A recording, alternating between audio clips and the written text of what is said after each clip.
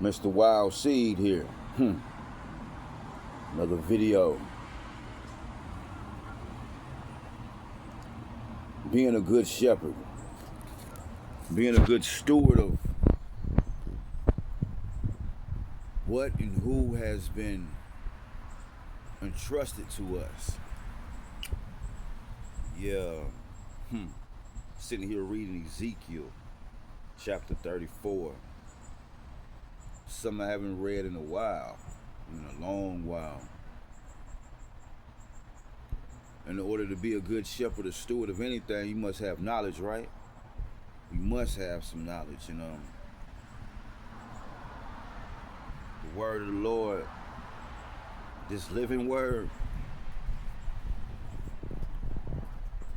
it definitely is living. Every time you read it, you get something different out of it. And that's what I was just reading, man. That it says right here, chapter 34, verse 5. So my sheep have been scattered without a shepherd, and they are easy prey for any wild animal. They have wandered through all the mountains and all the hills across the face of the earth, yet no one has gone and searched for them.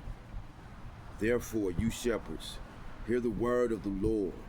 As surely as I live, says the sovereign Lord, you abandoned my flock and left them to be attacked by every wild animal. And though you were my shepherds, you didn't search for my sheep when they were lost. You took care of yourselves and left the sheep to starve. Therefore, you shepherds, hear the word of the Lord. This is what the sovereign Lord says. I now consider these shepherds my enemies, and I will hold them responsible for what has happened to my flock. Man. Who are we responsible for? What are we responsible for? To our kids, to our friends, to our family. When we eat, do they eat? When we clothe, are they clothed? When we got good knowledge and information about something, are we sharing it consistently with them? Are our pastors really sharing exact and accurate information with us, or are we and our pastors just feeding ourselves? What kind of influence are we putting out here into the world, into our immediate surroundings? And could the lack of influence be the reason why we getting what we getting? Not just in our immediate surroundings, but in our churches, in our communities. See, us who have divine knowledge, us who have knowledge from superiors in our workforce or in our different fields of endeavors or organizations, we are accountable, and we're supposed to be accountable and responsible leaders, and we are responsible for what happens or for the lack of what happened.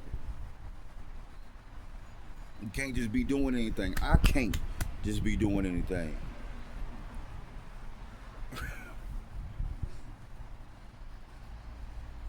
Because I am accountable to God first, and then man.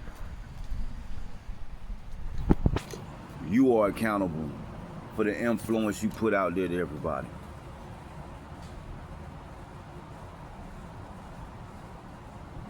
And whatever damage we have done, let's work to undo that. You never know what somebody's going through.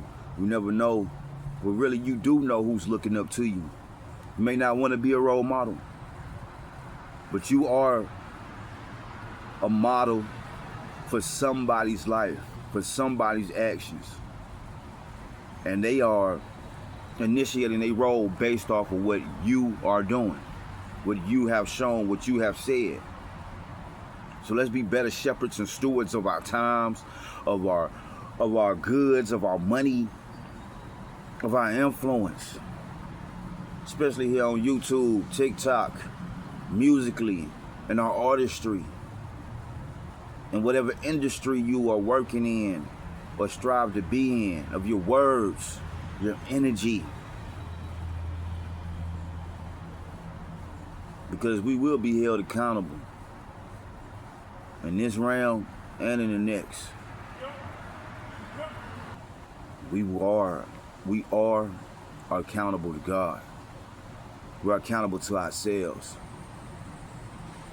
And no matter how hard it get, let's stay the road, stay focused, and stay steadfast. It's your man, Mr. Wild Seed, with some food for thought.